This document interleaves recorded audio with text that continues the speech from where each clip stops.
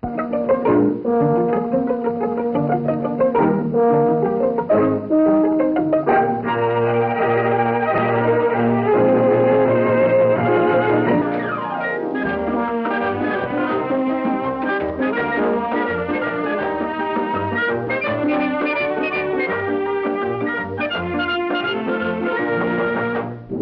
Loretta Young Show.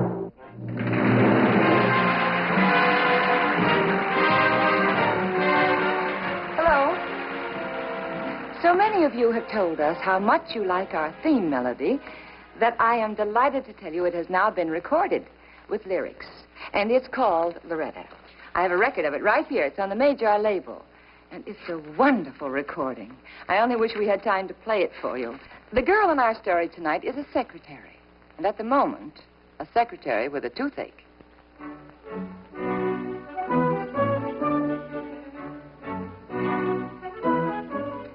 The pain bothers her, but not nearly so much as the fact that her boss, to whom she is engaged, is talking on the phone to his ex-fiancé.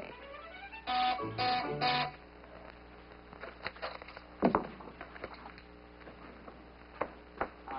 Anita, there is no class at Harvard that prepares a man to be your lawyer. No, now, there's no need for you to worry your glamorous little head about it. Yes. Say, that's pretty good. Hail the mail, Lauderdale. Anita, you're much too sophisticated for me. Wonderful. I'll see you in a little while, then. Anita Twombly. What a girl. Yes. Hail the mail, Lauderdale. She's very clever at rhyming, you know. Yes, sir. No, she's very clever, period. You know that glamorous, sophisticated routine is all part of a language she made up. You see, you put the emphasis in the wrong syllable, like sophisticated becomes sophisticated. I see. You rang? Oh, yes. Would you please pull out Miss Twombly's file? Oh, yes, sir. I'd be delighted. She's coming right over here. Oh. It seems that our little femme fatale has got herself into another predicament. Oh. What a girl. Alberto the Flirto, she used to call me. Oh, of course, that was many years ago, Judy. Albert, I sometimes wonder why you broke your engagement to Miss Twombly. Oh, Judy, what a thing to say. Sorry. I'm just having a little trouble with my toothache this morning, and I'm sorry. It was very silly of me. Yes, well, I'm sure that explains it. Yes, sir. Oh, Judy, would Yes, you call the Plaza and make a reservation for my cousin, Larry Brown? You probably don't remember him. Well, of course I remember him. He lives in California, in Carmel. He's an artist. Yes, of sorts. He visited New York 2 years ago in the springtime. It's just about this time of year. Well, maybe I should be a little jealous. Well, Mr. Lauderdale, I certainly should remember him. We practically spent 2 weeks together sightseeing. If you recall, you were busy with the Tarrington case at the time. Oh, yes, I remember now. Well, he called from the station, and he's on his way over here. Well, I'll call the Plaza right away. Oh, and Judy. Yes, sir. I want you to impress upon him how busy I am. Oh, yes, sir. I'll have to have lunch with him, but that will be all. Yes, sir. He always was a good-for-nothing dreamer. Is that all? Oh, yes. Thank you.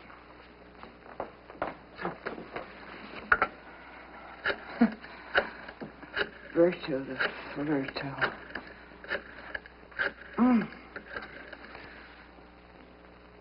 Hello. I'm calling for Mr. Albert Lauderdale. Yes, that's right. And I would like to make a reservation for a single room. Yes, Mr. Larry Brown. And it's for today. Yes, thank you very much. Hi, Judy. Oh, hello, Mr. Brown. I was just calling the Plaza. But... Well, now, don't tell me I got to start all over again with you. How are you, Larry? I'm sorry, but we get so used to proper office protocol around here that I often refer to myself as Miss Cavanaugh. Gee, you're just as I remember you. The prettiest sight in New York. I'll tell him you're here. Say, Judy, remember those sketches I did of you in Central Park last year? Oh, yes, of course I do. Well, when I got back home, I laid them all out together, and I worked up an oil portrait of you. You did? Oh, it's a beauty.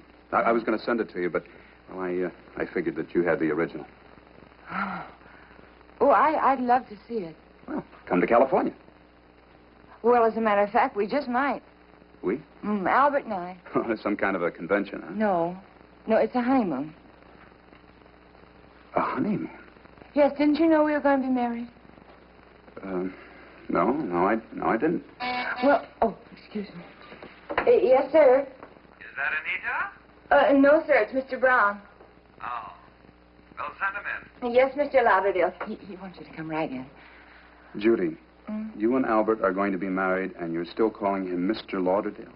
Yes, we feel it's wise to keep a business relationship during office hours. Oh, I see. It's very practical. And very Albert. I think you better go in now, Mr. Brown. Oh, Judy, I'm sorry. It was just a joke and a bad one. I'm sorry. Oh, no, it's not that. Well, I'm feeling a little unsteady today. I've got a wisdom tooth. And it's just dancing as if it were dancing to the bolero. Oh, for heaven's sake, Judy, go see your dentist. Oh, no, I can't. I have too much to do. Well, don't be silly. Nothing's that important. Yes, sir? Well, where is he? I'm waiting. Okay. Judy, will you call your dentist? He's waiting.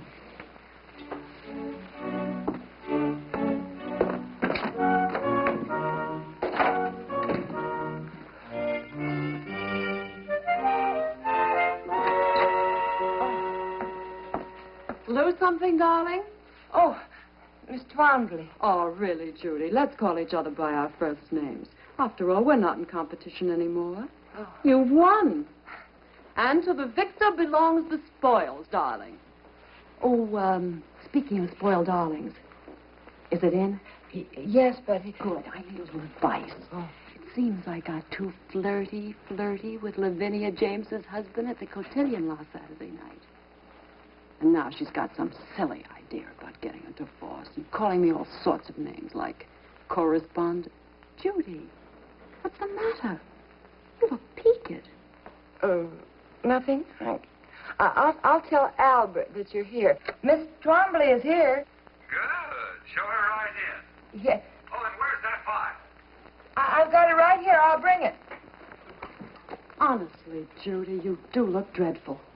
Why don't you cast off your chains, get away from this nasty little desk, and go out and buy yourself something, you know, like a hat or some diamonds. You know, there's nothing like shopping to put the roses back in your cheeks. Anita, how are you? Albert, darling. You look marvelous as usual. Hello, Anita.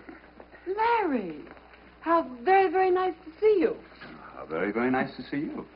Are you still dabbling in the art? Miss Twombly's files. Now, come, Anita, we have some legal problems to settle. Thank heaven, Albert, for you and your soothing voice. You know, if that hat weren't the silliest, most beguiling object I'd ever seen, I'd put you right over my knee and spank you. Nobody but you could get away with it. Yes, it is scrumptulating, isn't it? Oh, scrumptulating. Come on, you bad girl. Let's see what we can do about that problem of yours. What an incredible creature. Albert thinks she's the last word in sophistication. In what? Nothing. Judy, did you call your dentist? No. All right. What's his number? No, Larry, I can't leave now because Ooh, it's Dixon 54322. Dr. Benton. Oh, but honestly, Larry, I can't leave the office. There's no one to even answer the phone. And I'll answer the phones for you. Oh. Hello, Dr. Benton? Oh. May I speak to Dr. Benton, please? Oh. Don't worry, Judy. Everything's going to be fine. The doctor will give you something to make you go to sleep, and when you wake up, the pain will be all gone, and it'll be a big, bright, beautiful world again. Oh, I hope so.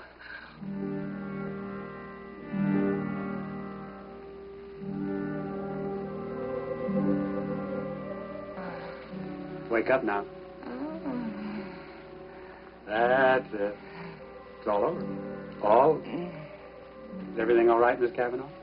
Everything is just scrumptulating. Oh, it's the the most beautifulest world I ever saw. Good. Oh, what's with her anyway? Well, it's from the anesthetic. Oh. Most people come out of it with some sort of an after effect. Anita Twombly. Yeah, she's glamorous, sophisticated, and beguiling, Albert says. You know, when your fiancé talks like that, it's not very encouraging. No, I'm sure it isn't. I know. One of these days, bow! I'm going to have a showdown with that girl. I'm going to tie her ears in a bow. Her ears? In a bow. Joey. It's like the Grand Canyon in there. Wasn't that way when I came in here. Well, that's the extraction. It's perfectly fine. And now, Judy, I think you better lie down in the next room till your fiancé arrives. Well, whatever you say, Joey. Oh, dear. Do you feel steady enough to walk? Well, if you like, I'll fly. No, just walk. That'll be fine. Yes, all right.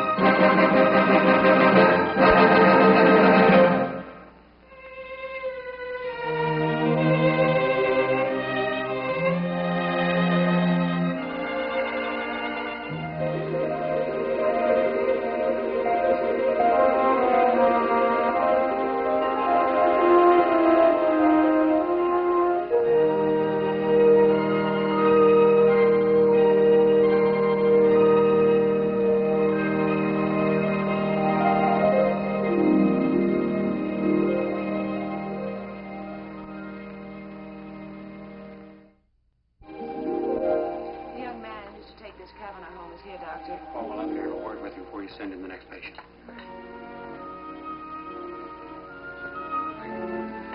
Mr. Lauderdale, did my nurse explain the situation? Yeah, I understand the patient's feeling no pain. Albert, darling. Oh. He's not Albert. I know. Well, What was that for? because I'm a very well-brought-up type girl, and not like Anita Twombly, flirty with all the men. So naturally, if a stranger kisses me, I have to slap his face, don't I? Oh, not that it wasn't very enjoyable. It was. But being engaged to another man and all, I had no choice but to whop you one. See? Judy, Mr. Brown's here to drive you home. Good. I know. You can go with me to the hairdresser's, and we can have a long chat. I tried to warn you. Such a style would not become you, I said. But you would not listen. You insisted. Don't fret, Siegfried. It looks absolutely divine, doesn't it, Larry? No doubt about it. You'll be the life of every party. Hmm. You have something to cover her head, a bandana or an old dish towel or something? I'll see what I can find, Senora. Thank you. Maybe you don't like it. But Albert's going to be delighted when he sees how much like Anita Twombly I'm becoming. Albert, darling. Judy, now try and listen to me. Huh? It's very important that I get through to you. You have a very soothing voice. Thank you. And I'd be glad to listen to it all afternoon. But unfortunately, I have some very important things to do. For instance? Well, for instance, I have to go and buy a long cigarette holder. Why? Because Anita Twombly has one. And sooner or later, she and I are going to have a showdown. And you wouldn't want me to be at a disadvantage now, would you? No, of course not. No, of course not. Oh. Oh, don't you just love it? Judy, would it do any good if I said I thought it was horrible? No. Well, then I won't say it. I'll take it, Smitty. I'll put it in the box for you. No, I'll wear it. I'll go and make up the sailor stick. Yes, thank you. Oh. You feeling a little sleepy, huh? Oh, no, Larry. I feel wonderful. Oh, I see. Well, in that case, what's next on the agenda? What's next on the agenda? Oh. Well, I'll tell you. I decided I think it's rather foolish for me to waste any more time for Anita and me to have our showdown. So, I'm going to call on her, and I'm going to give her a piece of my mind. Judy. Now, let's get one thing straight. What? You are not going to go anywhere near Anita Twombly, and that little lady is final. Whatever you say, Larry.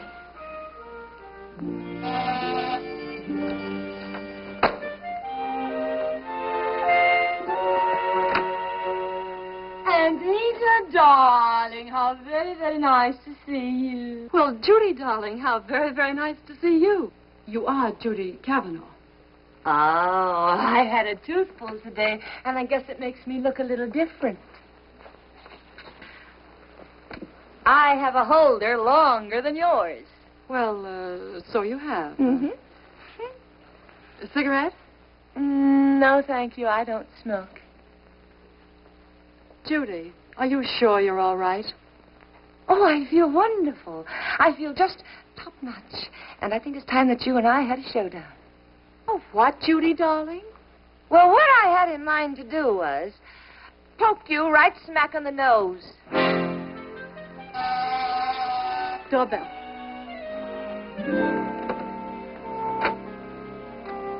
Anita, I'm sorry to bother you, but is Judy Cavanaugh here by any chance? I'll say she is. Judy. Larry, darling. How wonderful to see you again. Oh, it's wonderful to see you, Judy. Yeah. I figured you'd come here, so I called Albert, and Albert figured you'd come here, too. Albert, darling. Oh, slapped the wrong one. Judy, honey. There. I'm awfully sorry. But a very sophisticated, flirty girl like me sometimes gets mixed up as to which man she's engaged to. Larry has been a darling. Well, hereafter, Judy, try to remember, please, that I'm the one. I'd appreciate it if you would remember it, too. Judy, now listen to me. Just because you had a shut suit up, off you is no... shirt. She needs somebody to be nice to her, not to bawl her out. Oh, now, look, don't you tell me to shut up. Oh, you're going to fight over me. Oh, I guess a glamour doll like me has to expect this kind of thing. Go ahead, men. Now, Judy, nobody's going to do any fighting. No? No. Well, how do you expect to win my hand in marriage if you're ready to just give me up without a struggle? Give you up? What? Judy, what are you talking about? Judy isn't herself today. You shouldn't pay any attention to it. Well, I like that. I guess you and I weren't kissing each other all over town today. Larry, you ought to be ashamed of yourself. I have a good mind to give you the kind of licking I Don't used to push give you me, regularly when we You're were making kids. a big mistake. In fact, I think I will.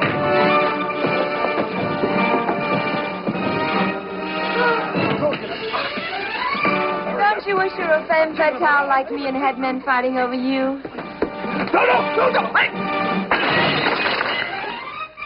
Stop it, you two! Stop it! Stop it! I'm going to call the police. Oh, no! No, don't call the police, Anita. Operator, give me the police.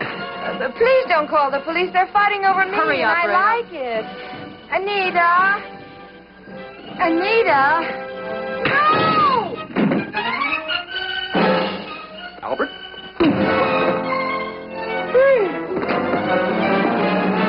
Judy? Judy, you're terrific.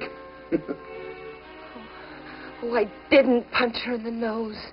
Please, tell me I didn't. You did. You punched her in the eye. Oh, no. Where is she? She's in the kitchen putting beefsteak on it. Oh, she'll never forgive me. She'll never even speak to me again. Oh, of course she will, Judy. Anita's not that kind of girl. But I remember once when we were going together, she was the most wonderful... Albert, why don't you button your big fat lip? What? And, Judy, if you think you could be happy with a guy who loves you just the way you are and doesn't want you to imitate anybody else, why, tell Albert here to go soak his head in the tar pit and marry me. Well, now, Larry, I'm awfully sorry you got into this half-hysterical state today. But one of the reasons I have Judy's love and respect... Albert. Yes, dear? Go soak your head in a tar pit. Judy! Well, I've often thought I might have made a mistake in breaking off with Anita. Now, unless you apologize this instant... Goodbye,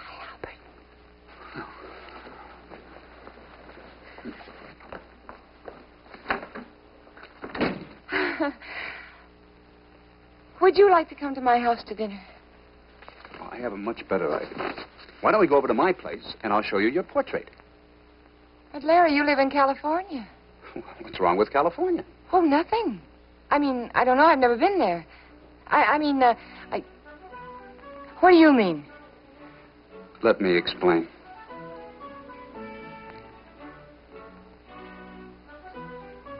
Oh, California.